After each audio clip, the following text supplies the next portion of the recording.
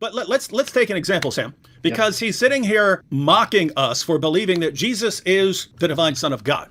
Sam, you just give me the yay or nay for each of these things. According to the gospel, God the Father affirmed Jesus as the Son. Absolutely yay. According to the gospel, the Holy Spirit affirms Jesus as the Son. Absolutely yay. According to the gospel, Jesus affirms himself as the Son. Absolutely yay. According to the gospel, the angel Gabriel affirms Jesus as the Son. Absolutely yay. According to the gospel, the prophet John the Baptist affirms Jesus as the Son. Absolutely yay. According to the gospel, Jesus' companions, his apostles, affirm him as the Son. Absolutely yay. According to the gospel, not only Jews, but Romans affirm him as the Son.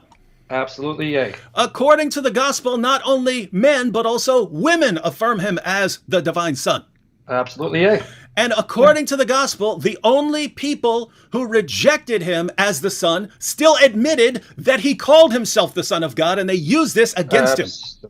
Yay. And one more thing, not only the angels, but even demons would scream when he approached that he is the Son of God.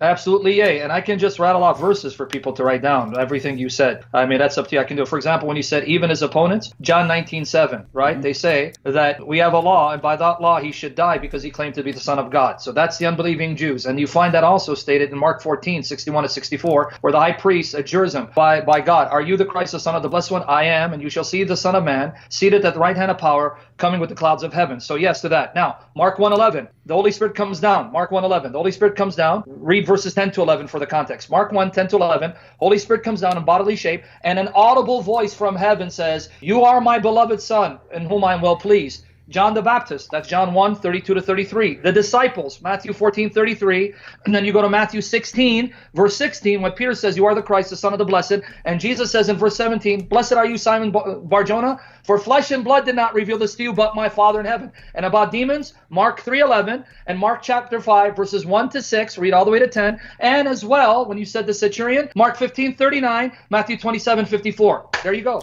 And now, in case anyone was wondering, that's why we call him the Assyrian Encyclopedia. Okay, so Sam, think about the Islamic reasoning here, because this may be the dumbest thing in the history of humanity. Think about this reasoning. In the Bible, Father, Son, Holy Spirit, angels, prophets, apostles, men, women, Jews, Gentiles, even demons, everyone acknowledges this guy is the Son, or at least that he claimed to be the Son. So everyone, it's complete universal testimony of everyone who's there at his time. Physical and spiritual, everyone says this guy is the Son, or that he's claiming to be the Son. No one says, no, he's just claiming to be a mere human being, right? No one says that, right? Then many centuries go by, and then an illiterate 7th century aspiring caravan robber who liked little girls and old ladies, didn't discriminate. He comes along and says, what? If God had a son, that would mean that he had a wife and was humping his wife. That doesn't make any sense to my 7th century Arabian mind, so it's all nonsense. And then Muslims actually say, you know what? Let's throw out the testimony of Father, Son, Holy Spirit, angels, prophets, everyone who knew Jesus. Let's throw out all of that for this guy who liked little girls and couldn't even figure out what anyone is saying because he was too dumb to figure out what we were saying.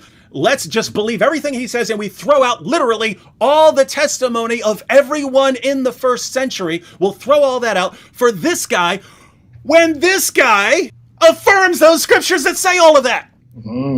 This guy that we're going to believe in says in the Quran, Surah 5, verse 47, he says that his God revealed to him that Christians have to judge by the gospel, and that Christians have no ground to stand upon unless they stand upon the gospel. And we know the gospel that Christians had in the 7th century. What does it say? It says everything we just pointed out from the gospel. And Muslims will still say we're still going to mindlessly believe in him and his contradictions and in the fact that he goes against everyone, including God and angels and prophets. We're going to ignore all of that and just believe him. Sam, if that is not absolute idolatry, I do not know what is.